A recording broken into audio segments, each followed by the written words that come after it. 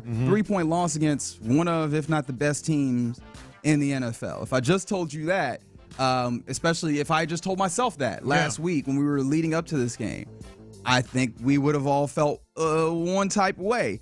For some reason, does not feel like that's the way that we are feeling after this. Yeah, no, look, if you'd have told me, hey, the Texans are going to lose, but it's going to be 26-23, I'd have said, well, all right. You know, that sounds like there was some progress made, right? There was briefly some progress made. I think where we need to start, though, with that in mind, because if you'd have just told me the score, as I mentioned, I think everybody listening, everybody watching, everybody who hears our voices would have said, okay, that's a team that's starting to go in the right direction. They're not going in the right direction. That's where I am right now, because for all the things that the shortcomings that we've talked about this year, okay, the offensive line problems, just go down the list in your mind's eye, just picture all the problems, the falling just short of expectations that we've talked about. The Texans have never been embarrassed. DeMeco Ryans team, I should say, has never been embarrassed. They are embarrassed today. Texans fans are embarrassed today. You wouldn't say the Vikings game was. Well, I was about to say, hell, last week. No, but I'm talking about like the Viking games. The Vikings game, you got flat out run. What about the Jets? It wasn't a matter of the Jets was just like you were awful, and the offensive line stunk. But I'm talking about like just in terms of winning a game 23-7 at the half, and then losing that game when you got 5 interceptions. That's humiliating. Like that, like it's one thing to get run off the field. I mean, that's going to happen. You don't hope it does, but it does. It's one thing to just have a performance that is just awful, and maybe there's some levels of embarrassment there. You got 5 interceptions. Plus 3. Plus 3 in the turnover. Against a team, mind you, that came into this game as the single best turnover differential team in the league in the Detroit Lions. You could not have started the game any better than you did. You got the best possible, performance for the most part, especially in the first half from your defense. You got contributions from role players stepping up. John Mechie, man. We'll get to John Mechie in passing thought. Good gracious, man. I have a comparison in my life regarding John Mechie that I think you'll agree with. Role players stepping up could not have looked more like 2023 C.J. Stroud for the first half, and then you lose that game? Yeah, it's kind of incredible because I know that you were saying that, look, they have not progressed or did not feel like they progressed in this game. There's definitely some places where you go, there was progress there.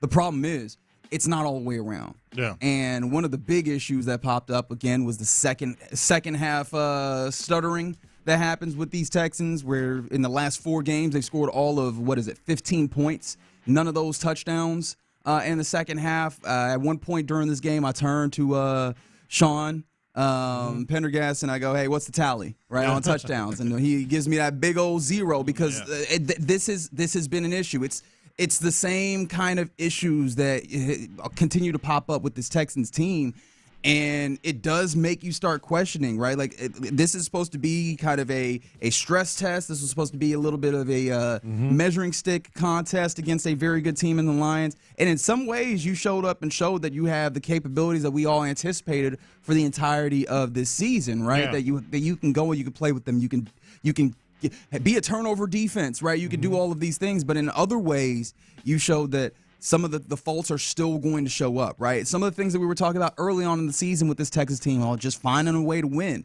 You're doing that against some teams that, I don't feel that great about. Yeah. These are the instances where the Lions, I was watching Dan Campbell in the locker room after the win, and he was saying, hey, this is win.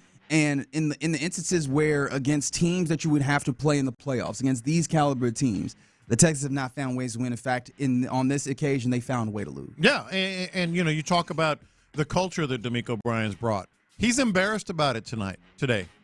Like, he's got to be embarrassed because that wasn't a winning culture in the second half. You know who had a winning culture? The Detroit Lions. They were down 23-7. And Dan Campbell comes out during his interview, during the airing of his interview when he says, well, we need some more turnovers. Boom, get a turnover. That was and they use this word a lot when describing the Lions, the grit that they had. That was like, you talk about the Vikings game. You come back from the Vikings game and you say, all right, that's sounding the alarm. We have a lot of things to fix. And, okay, that happens. Jets game. Boy, was this line bad. The worst it's ever been. We got to make some wholesale changes, and they did. Putting Juice Scruggs at left guard and Patterson at center. But you come out of this game when you had every right to win that game. There's no way you should have lost that game. No way you should have lost that game. And you spit the bit, especially in the second half. That's just an embarrassment. I mean, that's just an absolute embarrassment. It was ghosts of Texans past.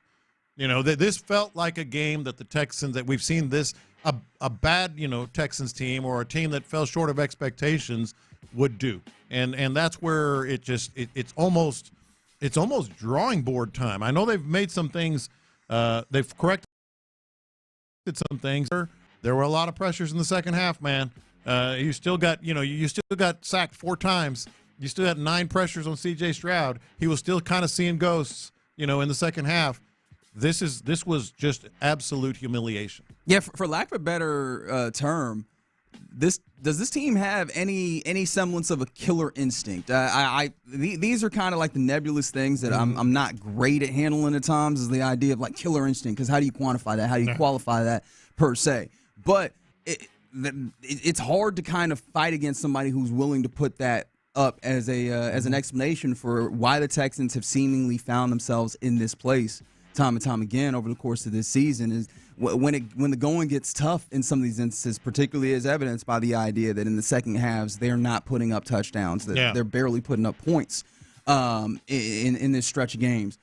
Do you believe that they have any level of killer instinct or the ability to put teams away late in games? I mean, early on when we're talking about the Texans are, this successful in one-score games, it makes you feel like maybe not killer instinct, but certainly an ingredient to be able to win these games. That alone has changed right there. And let's talk to the people here. The fans and people watching and listening. I mean, I talked about this might be a tipping point game, and maybe it was. Like, do you feel like this team is different? Do you feel like this team is one of those teams that, is going to be at the highest level?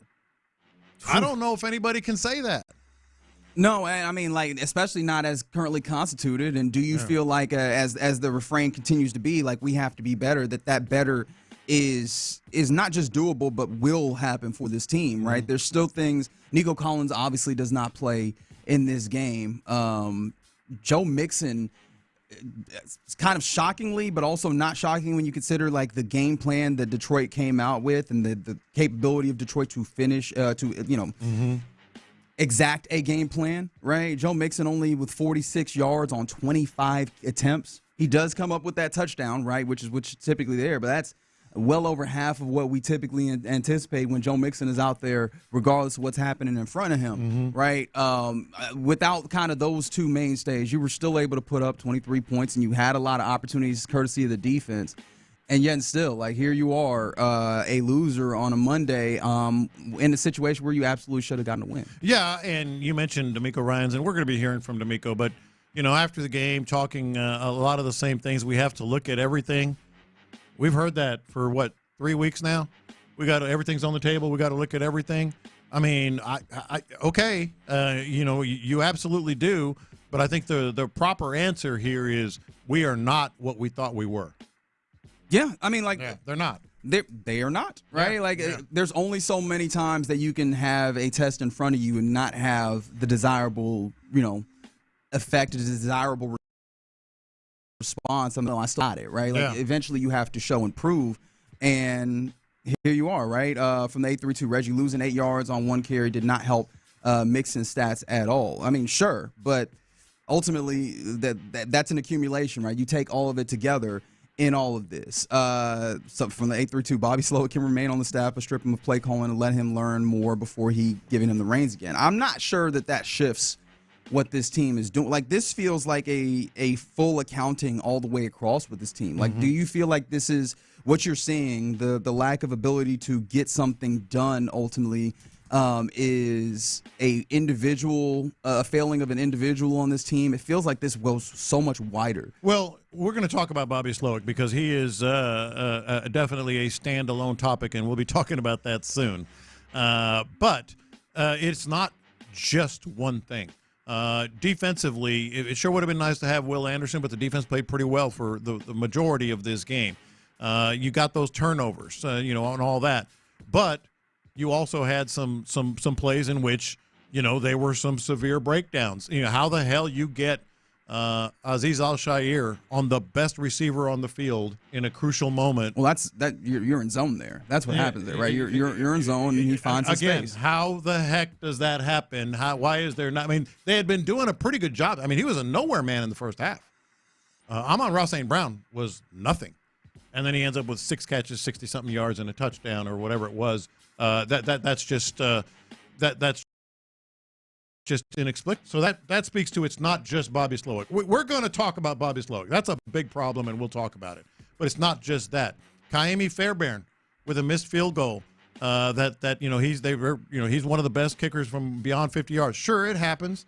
But we knew that special teams was going to be big in this game. But that's another instance where you see kind of a consistency from your Texans team of relying on field goals, or like that too. Just getting to a place where you're just decided that, or maybe it's not specifically decided that you're going to kick a field goal, but it's almost resting on the idea that, well, Ka'imi's there, we'll kick a field goal if we don't get there, without the aggression to actually go and pick some of these things up. I know that one of the things that came up was that decision to kick the field goal there, right, where 156, the opposition has 2 timeouts. It's 4th and 4, and it's like, do you go for it there? Do you not go for it there? I was looking at some of the models, which get a little wonky towards the end of the game, to be fair, but kicking the field goal was slightly above going for it in that situation. So, like, if you want to lean on the analytics of it all, did you feel like this team was capable of picking up those 4 yards? How did you feel about that decision to kick? Because I know it was a topic of conversation up in the box. I think it was definitely worthy of going for it. I honestly, if I'm just being honest here, I didn't really feel too bad about it with Ka'imi Fairbairn, and maybe that's the problem. That's what they do. They fall back on that as well, and that's part of the issue. But beyond that, it's also just resting on the laurels of the first half and being so careful offensively, and the offensive line got better. The offensive line wasn't good though overall. I mean, Joe Mixon was just getting crushed. You can talk about 1 8-yard loss all you want. That wasn't it. He was consistently. He was running into a wall. He was consistently running into a wall. And it was a different wall than other times, right? Other times you run into a wall, he has a space to bounce out of. Like, I think that portion was a concerted effort by the Lions to be able to know the opponent, right? In this instance, it's your Texans. The idea that, hey, Joe Mixon creates a lot of yardage, but it's not just off of the the designed play of the run. Now he's going to bounce us out into fine space and then pick up a lot more yardage. They shut a lot of that down in the course of this. Just a tough game. I know many people texting in saying they're disappointed, they're embarrassed by this. If there's one word for you to describe how you felt about this 26-23 loss by the Texans, what is it? I said at the start. That's an embarrassed. That's an embarrassing loss. I mean, good teams don't do that. Good teams don't blow a 23-7 lead. If the Lions were up 23-7 at the half, what's the final score? That's what's embarrassing. Yeah, probably 37. That's probably what. See, now you're pressing my buttons here, man. Now you're pressing. I'm answering the question. What do you mean? Like if the Lions, Figgy, if the Lions were up 23-7, that's a 38-17 game. Yeah. Period. Yeah. The Texans don't have it. They don't. They're not the team we thought they were going to be. Period. I thought it was a red flag when they kicked that field goal at the end and Ka'imi missed it. Yeah. Because it wasn't like it was 5 seconds left. It was a lot of time left. Even if he did make that field goal, the Lions were hot. Yeah. You couldn't stop that offense. So to me, I felt like they kind of played a little scared. and I don't really believe in kicking a 58-yard field goal with that much time left and pretty much giving it to him midfield. Yeah. Well, I mean, this is the tough thing about that. Even if you make that field goal, it's a tough situation. It's all a lot the of way time. around. It was like a minute 30 left. Yeah. It was like minute 50, minute 30? Minute 56. And again, right, like that Lions team at that point in the fourth quarter, they had made the decision. They knew, hey, we can big boy him. We can run this football. And They could not stop him, man. moving the ball pretty effectively running And- at that and see, point. Gibbs and Montgomery, man. And that's Figgy. That's the big picture, the proverbial 30,000-foot view of this game and this team. That's it. We can parse out all the little things all we want. They're not it. Well, not just that, right? They're Like not it. The 30,000-foot view was that during the course of this game, it felt like the Texans start fast and slow down. Mm-hmm. The Lions picked up steam as this game went along, and ultimately that's what showed up in a 26-23 victory for the Detroit Lions. And so your Texans 6-4, which interestingly enough, through 10 weeks is exactly the same record as you had last year. It just feels a little different.